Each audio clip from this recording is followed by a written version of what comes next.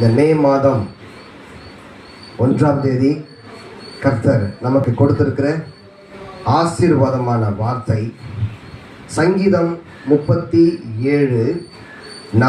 ரொம்ப அற்புதமான ஒரு வார்த்தையை கர்த்தர் இந்த மாதத்தில் நமக்கு ஒரு தொடக்கமாக கர்த்தர் கொடுத்திருக்கிறார். சங்கீதம் 37:4. கர்த்தரிடத்தில் மனமகிழ்ச்சியாயிரு, அவர் உன் இருதயத்தின் வேண்டுதல்களை உனக்கு அருள் செய்வார். உள்ளே சொல்ல முடியுமா? கர்த்தரிடத்தில் மனமகிழ்ச்சியாயிரு, அவர் உன் இருதயத்தின் வேண்டுதல்களை உனக்கு அருள் செய்வார்.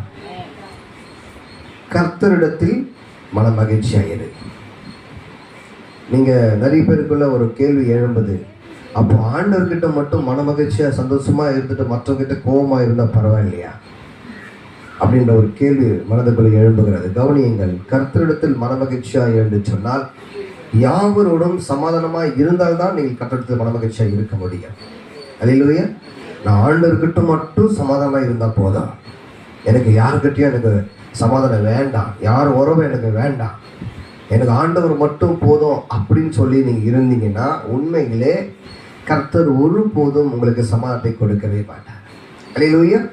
நான் எல்லோரும் நேசிப்பேன், நான் யாரையும் வெறுக்க மாட்டேன், நான் எல்லோரும் மீதும் அன்பு செலுத்துவேன், நான் எல்லோரும் மீதும் என்னுடைய உண்மையான எண்ணத்தோடு நான் பழகுவேன் என்று சொல்லி நாம் மேற்கொள்கின்ற பொழுது கர்த்தர் நம்முடைய மன வேண்டுதலை கேட்டு நம்முடைய எல்லா ஜெபத்திற்கும் ஆம் என்றும் பதில் கொடுக்கிற தேவனாக இருக்கிறார். அப்போ நம்ம செய்ய வேண்டிய காரியம் என்ன? நாம் யாரையும் வெறுக்கக்கூடாது. நாம் எல்லோரும் நேசிக்கிறவர்களாய் இந்த பூமியிலே வாழ்ந்தால் நிச்சயமாய் கர்த்தர் நம்மை மிகுந்த சந்தோஷத்தோடு அவர் வழிநடத்துகிற ஒரு நல்ல தேவனாக இருக்கிறார். அது மாத்திரமல்ல, உங்களுடைய இருதயத்தின் வேண்டுதல்களை உங்களுக்கு அருள் செய்கிற தேவனாக இருக்கிறார். நிறைய பேருக்கு ஜெபத்துல தேவைகள் இருக்கும், எனக்கு இந்த காரியம் எனக்கு நடைபெறாதா என்ற ஒரு ஏக்கம் உங்களுக்குள்ள இருக்கும். நம்புங்கள், விசுவாசியுங்கள், வேத வசனம் ஒருபோதும் பொய் சொல்லாது.